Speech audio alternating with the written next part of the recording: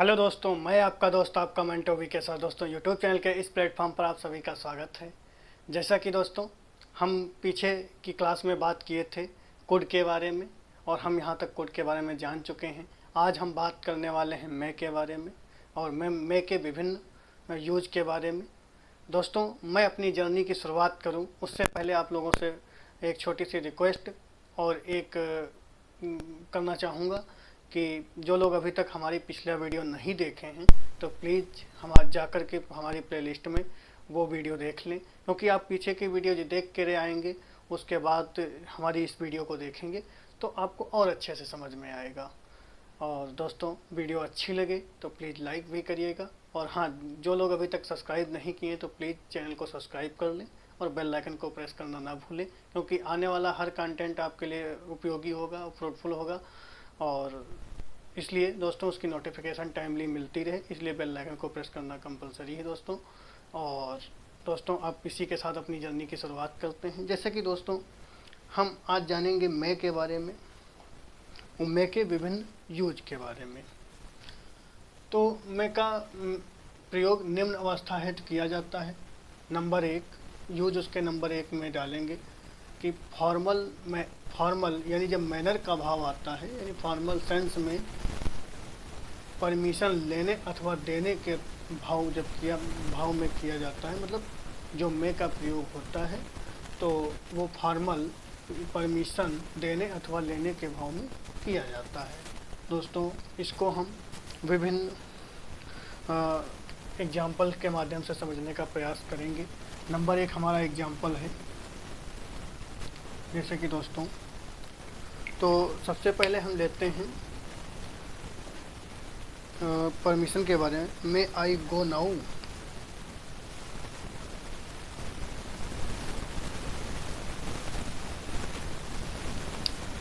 जैसे एक सेंटेंस लिया, मे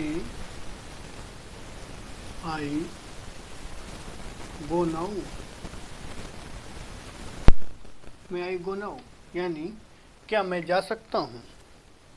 दोस्तों, क्या मैं जा सकता हूँ, तो ये क्या है, परमिशन के भाव में किया गया है। जैसे किसी से वो आज्ञा ले रहा है, आई जो हमारा है वो हमारा किसी से आज्ञा ले रहा है कि मैं आई गो नाउ, क्या मैं जा सकता हूँ। तो हमने क्या बोला है कि परमिशन लेने अथवा देने के भाव में किया जाता है। तो वो परमिशन दे रहा है यू, जैसे अगर हम परमिशन दे के रूप में अगर बात करें तो परमिशन दे के रूप में जब बात करेंगे तो वो रिप्लाई क्या देगा, yes yes you may, yes you may, आप जा सकते हैं। तो हमने क्या देखा कि इसने बोला कि मैं आई गो नाउ, क्या मैं जा सकता हूँ, तो इसने रिप्लाई किया यस यू मे। तो हमने क्या देखा कि परमिशन एक मांग रहा है और एक परमिशन दे रहा है, दोनों के रूप में हमने मे का प्रयोग किया है। जैसे दोस्तों अब नेक्स्ट एग्जांपल हम देखें। नेक्स्ट एग्जांपल में हम देखते हैं कि may I help you, may I help you,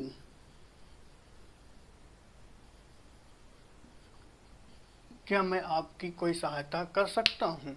यानी मे आई हेल्प यू, ये आई जो है किसी से फॉर्मल रिक्वेस्ट ले रहा है कि क्या मैं आपकी कोई सहायता कर सकता हूँ। तो हम इसमें भी देखते हैं कि ये परमिशन मांग रहा है और यहाँ पर भी परमिशन का भाव उत्पन्न हो रहा है। और अगर हम थर्ड एग्जाम्पल की बात करें तो हम जनरली बोलते हैं मे आई कम इन, मे आई कम इन। तो हम क्या देखते हैं, यहाँ पर भी किसी से वो मे आई कम इन यानी मे आई कम इन यानी क्या मैं अंदर आ सकता हूँ। तो हम क्या देखते हैं कि इसमें भी रिप्लाई करेगा you, yes you may, yes you में, यानी यहाँ पर भी हम क्या देखते हैं कि अगर ये बोलता है मे आई कम इन, तो ये क्या बोलता है एस यू में, यानी एक रिक्वेस्ट कर रहा है, परमिशन ले रहा है मे को लेकर, मैं जैसे मे आई कम इन, तो वो परमिशन मांग रहा है और ये क्या परमिशन दे रहा है, यस यू में, आप आ सकते हैं। तो दूसरा अगर देखें, नेक्स्ट एग्जांपल अगर हम देखें, नेक्स्ट एग्जांपल अगर मे आई बोरो 2 बुक्स फ्रॉम द लाइब्रेरी, क्या मैं 2 किताबें लाइब्रेरी से ले सकता हूँ, यानी ये भी एक परमिशन मांग रहा है। तो रिप्लाई क्या कर रहा है, यू में बोरो, आप 2 किताबें ले सकते हैं, यू में बोरो, आप उधार ले सकते हैं, 1 बुक एट अ टाइम, एक समय में 1 किताब आप उधार ले सकते हैं। तो हम क्या देखते हैं कि यहाँ परमिशन दे रहा है बट कंडीशन लगा रहा है कि यू में बोरो, आप किताब ले सकते हैं उधार, 1 बुक एट अ टाइम, एक समय में 1 किताब। दोस्तों उम्मीद है कि हम समझ गए होंगे कि मैं आई गो नाउ, यानी मैं जा सकता हूँ, ये परमिशन मांग रहा है और उसी के रूप में ये परमिशन दे रहा है। May I help you, may I help you, क्या मैं आपकी सहायता कर सकता हूँ। मे आई कम इन, यानी मे आई कम इन, तो यस यू में, मतलब ये भी ये परमिशन मांग रहा है और ये परमिशन दे रहा है। May I borrow 2 books from the library, तो ये भी क्या परमिशन मांग रहा है कि क्या मैं लाइब्रेरी से 2 किताबें ले सकता हूँ। तो यू में बोरो 1 बुक एट अ टाइम करते हैं। दोस्तों इसको नोट डाउन कर लीजिए, फिर हम नेक्स्ट एग्जांपल बताएं। दोस्तों उसी में हमारा नेक्स्ट एग्जांपल है, यू में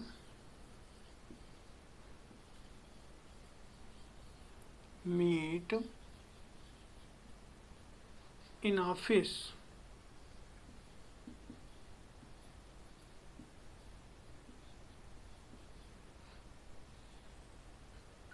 यानी क्या हम देखें कि जब फॉर्मल मैनर में सेंस परमिशन लेने अथवा देने के भाव में किया जाता है, तो यू में मीट इन ऑफिस, यानी हम किसी को अलाउ कर रहे हैं, यानी परमिशन दे रहे हैं, तो हम क्या कह रहे हैं, यू में मीट इन ऑफिस, आप हमसे ऑफिस में मिल सकते हैं। तो हम क्या करते हैं दोस्तों, यहाँ पर हम परमिशन दे रहे हैं। हमने क्या कहा कि फॉर्मल सेंस में हम परमिशन लेने अथवा देने के भाव में मे का प्रयोग करते हैं, यानी भाव में मे का प्रयोग करते हैं।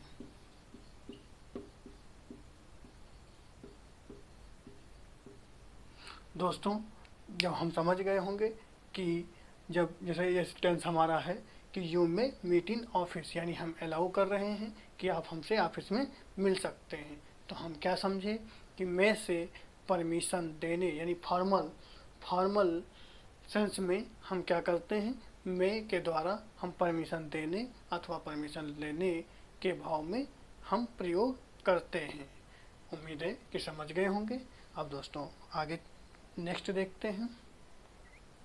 हमारा नेक्स्ट यूज है मे का प्रयोग फॉर्मल रिक्वेस्ट, जहाँ पर फॉर्मल रिक्वेस्ट आ जाए, फॉर्मल मतलब जहाँ पर हमको मैनर की बात करनी हो, वहाँ पर फॉर्मल रिक्वेस्ट हेतु भी किया जाता है, यानी रिक्वेस्ट हेतु भी मे का प्रयोग किया जाता है। जैसे may I have the salt please, दोस्तों क्या मुझे साल्ट मतलब नमक मिल सकता है। तो प्लीज लगा देने से दोस्तों किसी चीज़ को और ज़्यादा हम्बलाइज कर देना, किसी को और ज़्यादा विनम्र बनाने के लिए किया जाता है। हम प्लीज लगा देंगे तो हम और ज़्यादा विनम्रता का भाव देते हैं, वरना मैं तो विनम्रता का भाव देता ही है। तो क्या जाने may I have the salt please, क्या आप हमें नमक दे सकते हो प्लीज। और may I have borrow your pen, क्या मुझे अपनी पेन उधार दे सकते हो। यानी दोनों में हम क्या देखते हैं, फॉर्मल रिक्वेस्ट। दोनों में हमको क्या देखने को मिलता है, फॉर्मल रिक्वेस्ट का भाव सेंस देखने को हमको यहाँ पर मिलता है। हम समझ गए होंगे कि दोस्तों मे का प्रयोग एक फॉर्मल रिक्वेस्ट के लिए भी किया जाता है। दोस्तों इसका स्क्रीनशॉट ले लीजिए आप लोग। दोस्तों हमारा नेक्स्ट यूज है नंबर 3, मे का प्रयोग किसी घटना के यानी मे का प्रयोग किसी घटना के घटित होने की अनिश्चितता यानी डाउट या संभावना यानी पॉसिबिलिटी का भाव व्यक्त होता है। यानी जो हमारा मे है ये डाउट और पॉसिबिलिटी के भाव को व्यक्त करता है। दोस्तों जैसे एग्जाम्पल के माध्यम से समझने का प्रयास करें, जैसे इट मे रेन टुडे यानी इट मे रेन टुडे, तो हम इसका क्या समझे कि इट में यानी यह संभव हो सकता है कि रेन टुडे यानी आज बारिश हो सकती है, यानी आज बारिश हो सकती है। ये क्या है, एक संभावना है, यानी पॉसिबिलिटी का भाव देता है। दोस्तों इसमें क्या हमको दिखता है, पॉसिबिलिटी। ये कैसे, क्योंकि दोस्तों इट में रेन टुडे यानी आज बारिश हो सकती है। और दोस्तों इसमें एक चीज़ नोट कर लीजिएगा कि हमने मे के बाद बी रेन टुडे नहीं किया है। बी इसलिए नहीं लगाया क्योंकि रेन स्वयं में एक वर्ब है जो वाक्य के अर्थ को पूरा करती है। अगर हम बी लगा देंगे तो एक वाक्य में दो वर्ब हो जाएंगी, यानी एक सब्जेक्ट की दो वर्ब हो जाएंगी, जिससे सुपरफ्लस होने की वजह से टेंस हमारा गलत हो जाएगा। नेक्स्ट एग्जांपल है द स्काई इज क्लाउडी, यानी जो स्काई यानी जो आसमान है, क्लाउडी बारिश होने मतलब छाना होता है, मतलब क्लाउडी मतलब जो बादल छा जाना, यानी जो आसमान है वो बादल छाए हुए हैं। इट मे रेन टुडे हो सकता है कि आज बारिश हो जाए। यहाँ पर मैंने भी देखा कि बी रेन टुडे नहीं किया है, उसका भी यही रीज़न है। तो हमने यहाँ भी क्या देखा, पॉसिबिलिटी का भाव, संभावना का भाव देखने को हमको मिलता है। और दोनों में हम ये समझे हैं कि में हमको क्या दिखाता है, अनिश्चितता यानी डाउट, या दिखाएगा संभावना। तो यहाँ पर क्या है, संभावना, और यहाँ पर भी संभावना का भाव देखने को मिलता है। हम नेक्स्ट एग्जाम्पल की बात करें, क्या है, ही हैज परचेड 100 टिकट्स, यानी उसने खरीदा 100 टिकट्स ऑफ लॉटरी, यानी लॉटरी के 100 टिकट्स खरीदा। ही में विन अ प्राइज, यानी यहाँ पर क्या है, अनिश्चितता भी है कि हो सकता है कि वो जीत जाए। संभावना मतलब एक तरह से अनिश्चितता या संभावना, डाउट है कि वो जीतेगा। इट ही में विन अ प्राइज यानी हो सकता है वो जीत जाए, क्लियर तो नहीं है। तो नेक्स्ट एग्जांपल है ही में बी एन अपराइट पर्सन हो, तो यहाँ पर क्या है, अनिश्चित, हमारे पास ही के पास ये अनिश्चितता है कि वो अपराइट पर्सन है या नहीं, तो वो कहता हो सकता है कि वो सही व्यक्ति हो। तो यहाँ पर भी हम क्या देखते हैं, एक डाउट का सेंस उत्पन्न होता है। The train may come late today, हो सकता है कि आज ट्रेन देरी से आए, यानी the train may come late today. The result of exam may be declared today, यानी हो सकता है कि आज जो एग्ज़ाम का रिजल्ट आ जाए। तो यहाँ पर दोस्तों एक चीज़ देखने की वाली बात है कि हमने सब में प्लस वर्ब की फर्स्ट फॉर्म, में प्लस वर्ब की फर्स्ट फॉर्म और में प्लस वर्ब की फर्स्ट फॉर्म का प्रयोग किए हैं, लेकिन हम इस वक्त एफ में हमने क्या किया, में प्लस डिक्लेयर्ड कर दिया, यानी थर्ड फॉर्म का प्रयोग किया। तो दोस्तों जो लोग हमारी पिछली क्लास को देखे हैं उनको, या शुरू से देखते आए हैं, हमसे जुड़े रहे हैं, तो वो इस बात को जानते होंगे कि जब सब्जेक्ट स्वयं कार्य ना करके सब्जेक्ट पर कार्य होता है, उस वाक्य को हम पैसिव वॉइस बना देते हैं। और इस हाल सिचुएशन में दोस्तों ये रिजल्ट ऑफ एग्ज़ाम है, यानी जो रिजल्ट है वो एग्ज़ाम का आ रहा है, यानी रिजल्ट जो एग्ज़ाम है वो स्वयं कोई व्यक्ति नहीं है, क्योंकि वो एक केवल इसलिए वो ये स्वयं न करके इस पर कार्य हो रहा है, इसलिए हमने थर्ड फॉर्म का प्रयोग किया है। May be declared today, may be declared today, तो यानी हो सकता है कि आज एग्ज़ाम का रिजल्ट आ जाए। तो हमने आ सकता है यानी हो सकता है कि आज एग्ज़ाम का रिजल्ट आ सकता है। तो यहाँ पर भी क्या है, संभावना कि हो सकता है कि आज रिजल्ट का एग्ज़ाम का रिजल्ट आ सकता है, रिजल्ट का एग्ज़ाम आ सकता है। तो यानी संभावना का भाव उत्पन्न होता है। यानी हम समझ गए होंगे कि जहाँ पर डाउट और पॉसिबिलिटी का सेंस होता है वहाँ पर भी हम मे का प्रयोग करते हैं। दोस्तों इसका स्क्रीनशॉट आप लोग ले लीजिएगा, फिर नेक्स्ट बताएं। हमारा नेक्स्ट यूज है मे का प्रयोग गुड विशेष यानी किसी को आशीर्वाद या श्राप या कामना, डिजायर यानी इच्छा हेतु किया जाता है। यानी किसी इच्छा या डिजायर और गुड विशेष यानी कामना या आशीर्वाद के भाव में भी किया जाता है। एग्जाम्पल के माध्यम से समझने का प्रयास करेंगे। जैसे मे गॉड ब्लेस यू यानी भगवान आपकी रक्षा करे, यानी मे God bless you, may you live long, आप लंबी उम्र जिए। तो ये क्या है, दोनों में एक गुड विशेष है, दोनों में क्या है, गुड विशेष है। और मे यू गॉड एवरीथिंग यानी एक इच्छा है, डिजायर है कि भगवान तुमको सब कुछ दे, यानी भगवान तुमको सब कुछ दे। यानी हम क्या देखते, मे you God everything, may you God everything यानी मे यू लिव लॉन्ग यानी भगवान आपको लंबी उम्र दे। मे गॉड ब्लेस यू यानी भगवान आपकी रक्षा करे।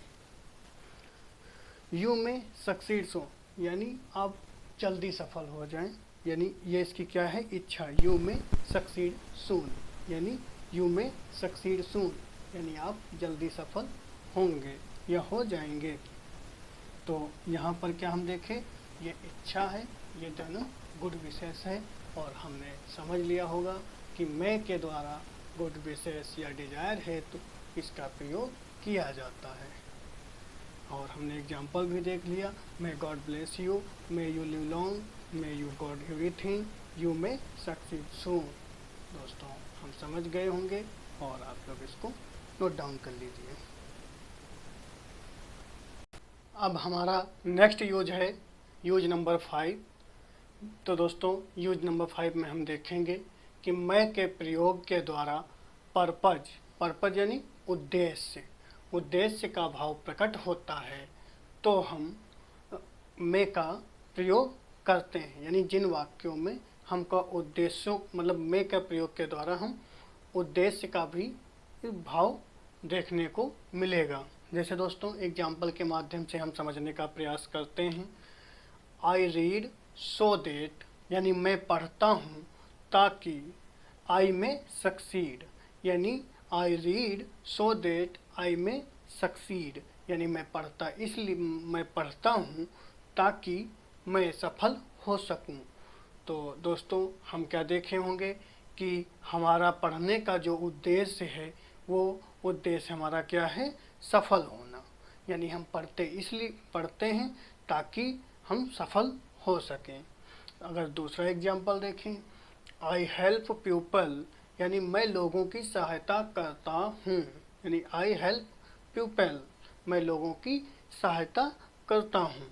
सो दैट ताकि, ह्यूमैनिटी में अलाइव यानी मैं लोगों की सहायता करता हूँ ताकि ह्यूमैनिटी में अलाइव यानी मानवता जिंदा रहे, जीवित रह सके।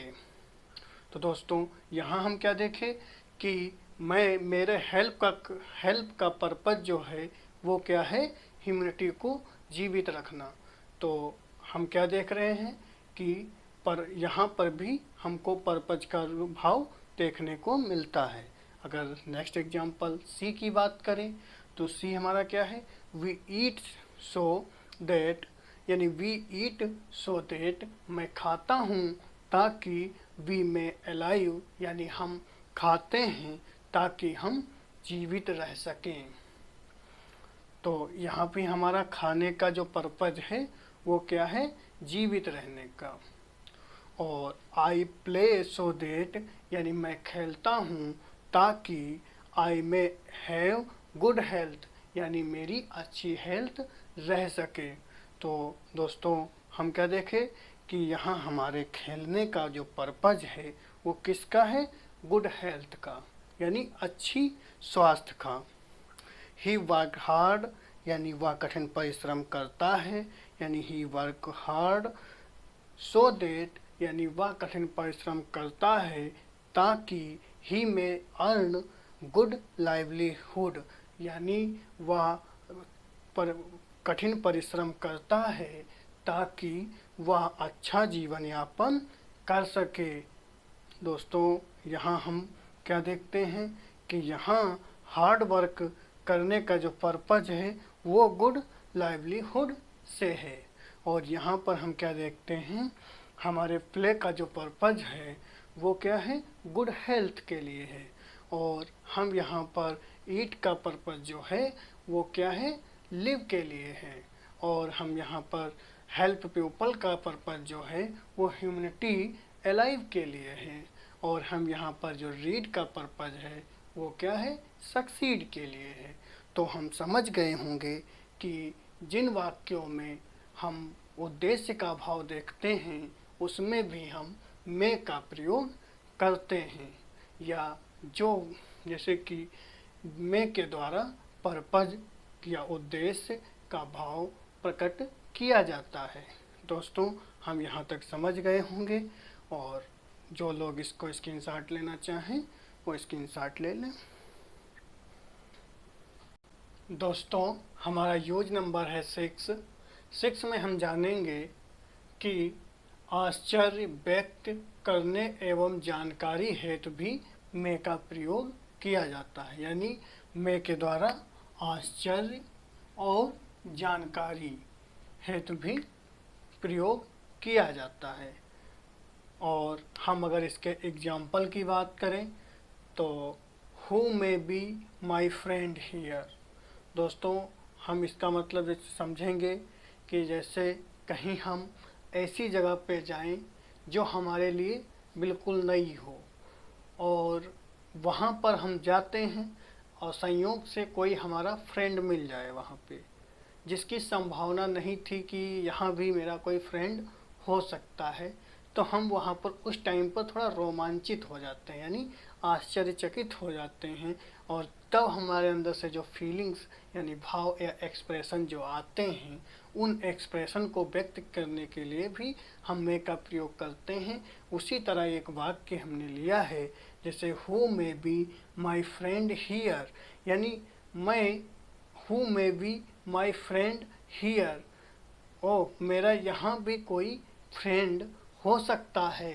यानी कहने का मतलब है कि वो आश्चर्यजगत करता है वो कि क्या मेरा यहाँ भी कोई फ्रेंड हो सकता है, मतलब वो मिल जाता है। जब who may be my friend here यानी यहाँ मेरा कौन फ्रेंड हो सकता है, लेकिन अगर जब वो सोचता है फिर सोचते अरे संयोग से हम मिल गए, लेकिन हम नहीं सोचते थे कि मेरा यहाँ कोई फ्रेंड हो सकता है। तो ऐसी स्थिति में हम क्या करते हैं, में का प्रयोग करते हैं। और ये हमको क्या दिखाता है, आश्चर्य यानी सरप्राइज कर रहा है। और दूसरा एग्जाम्पल हम लेते हैं, how old she may be, वह इतनी बूढ़ी हो सकती है। मतलब ये इसमें क्या है, उसके पास जानकारी, जैसे संयोग से आप किसी को बाय नेम जानते हो लेकिन उसे बाय फेस ना जानते हो, और वो आपको अचानक मिल जाए, तो आप थोड़ा सा क्या होगा कि आपके पास जानकारी नहीं थी कि वो इतनी बूढ़ी बूढ़ी थी या नहीं थी, यानी आपके पास जानकारी का अभाव था। तो उस समय भी हम जानकारी के अभाव में how old she may be यानी वो इतनी बूढ़ी हो सकती है, तो थोड़ा सा हम अंदर से क्या फील करते हैं, जानकारी के अभाव में थोड़ा सा होता आश्चर्य, लेकिन क्या है, जानकारी का अभाव होता है। कि हम जैसे किसी को नहीं जानते थे, बाई नेम जानते थे, बाई फेस नहीं जानते थे, लेकिन जब वो मिलती है तो हम क्या देखते हैं कि वो तो इतनी बूढ़ी है। तो थोड़ा सा अब अगर एग्जांपल अगर तीसरे की बात करें, व्हेन में वी एक्सपेक्टेड यू, यानी जैसे कोई बात हम कहते हैं तो क्या बोलते हैं, हमने हाँ कभी, अब मतलब हमारे पास कोई जानकारी नहीं कि मैंने कभी आपसे कोई उम्मीद या आशा जताई होगी। तो यहाँ पर भी क्या है, मैं हमको जानकारी का अभाव की बात करता है। दोस्तों हम समझ गए होंगे कि मैं के द्वारा आश्चर्य और जानकारी के बारे में भी भाव व्यक्त किए जा सकते हैं। उम्मीद है कि दोस्तों समझ में आ रहा है। अगर कोई दिक्कत है तो आप लोग कमेंट बॉक्स में ज़रूर बताइएगा लिख करके, और तब तक के लिए आप लोग स्क्रीनशॉट ले लीजिए। दोस्तों नेक्स्ट यूज में हम देखेंगे कि जब पास्ट टेंस में किसी कार्य के होने की संभावना का भाव प्रकट होता है, किंतु इसके द्वारा अनसर्टेनिटी का भाव भी प्रकट हो तो मैं हैव प्लस V3 का प्रयोग किया जाता है। जैसे कि दोस्तों अगर इसका स्ट्रक्चर देखें, सब्जेक्ट प्लस में have plus V3 plus object, यानी अनसर्टेनिटी इन पास्ट की बात किया करता है। जैसे मैं हैव प्लस V3 के स्थान पर कैन हैव प्लस V3 का भी प्रयोग किया जाता है। दोस्तों नोट बना लीजिए कि मैं हैव प्लस V3 के स्थान पर कैन हैव प्लस V3 का प्रयोग कर सकते हैं। जैसे कि दोस्तों अगर एग्जांपल देखें, आई डिड नॉट नो, मैं नहीं जानता था, वेदर की ही में या कैन किसी एक का प्रयोग करेंगे मैं और कैन में से। हैव हेल्प्ड और नॉट, मैं उस समय नहीं जानता था कि वो आपकी सहायता कर सकता है या नहीं, यानी तो ये क्या है, एक अनसर्टेनिटी का भाव उत्पन्न हो रहा है, क्योंकि वो नहीं जानता था कि वो सहायता कर सकता है या नहीं कर सकता है। जब कर सकता है नहीं कर सकता है ऐसा भाव आता है तो वो भाव हमारा अनसर्टेनिटी होता है, यानी अनिश्चितता का भाव होता है। और अनिश्चितता का जब भाव लग जाता है तो उस सिचुएशन में दोस्तों कंजंक्शन के रूप में हमको वीदर का प्रयोग देखने को मिलता है। जो लोग हमारी पिछला क्लास देखे होंगे उसमें मैंने बताया था कि वीदर का प्रयोग हम अनसर्टेनिटी यानी अनिश्चितता के भाव में भी करते हैं कंजंक्शन के रूप में। दोस्तों दूसरा एग्जाम्पल देखें, इट वाज डाउटफुल, यह संदेहपूर्ण था। कब? पास्ट में। यह इट वाज डाउटफुल वीदर कि द बीजेपी कैन या मे, इसमें से एक यूज करेंगे, कैन या मे में से, हैव फॉर्म्ड बना सकती है गवर्नमेंट अगेन दोबारा अपनी, इन यूपी यानी उत्तर प्रदेश में। यह संदेहपूर्ण था कि बीजेपी उत्तर प्रदेश में दोबारा गवर्नमेंट अपनी बना सकती है। तो किस समय डाउटफुल था? जब इलेक्शन नहीं हुए थे उस समय पर। तो जब डाउटफुल लग गया यानी अनसर्टेनिटी, जब क्योंकि उसको पता ही नहीं था कि बना सकती है या नहीं बना सकती, जब ऐसी सिचुएशन आई यानी अनिश्चितता का भाव आया, और अनिश्चितता का भाव जब आया तो हम कंजंक्शन के रूप में वीदर का प्रयोग किए और हमने वाक्य को पूरा किया। और हम देखे हैं कि इन वाक्यों में थर्ड फॉर्म का भी प्रयोग किए, और मे और कैन में से हमने बताया है कि हम एक का यूज करेंगे, हम दोनों में देखते हैं थर्ड फॉर्म का प्रयोग, और मे है और कैन में एक का प्रयोग करेंगे, और हैव तो हम दोनों में रहेगा। हमने देखा होगा दोस्तों किसी भी पार्टी के सामने पहले दा का प्रयोग करते हैं। उम्मीद है कि दोस्तों समझ में आ गया होगा। दोस्तों स्क्रीनशॉट जो भी लोग लेना चाहें ले लें। उम्मीद है कि स्क्रीनशॉट ले लिया होगा। दोस्तों हमारी क्लास यहीं पर आज मैं अपनी क्लास को विराम देता हूं। और दोस्तों मेरा एक रिक्वेस्ट भी है कि क्लास अगर अच्छी लगी हो तो प्लीज़ लाइक भी करिएगा। दोस्तों जो लोग अभी भी इस चैनल को सब्सक्राइब नहीं किए तो प्लीज़ सब्सक्राइब कर लें और बेल आइकन को प्रेस करना ना भूलें, जिससे कि कंटेंट को आपको टाइमली मिलता रहे। Thanks for watching this video and till then take care.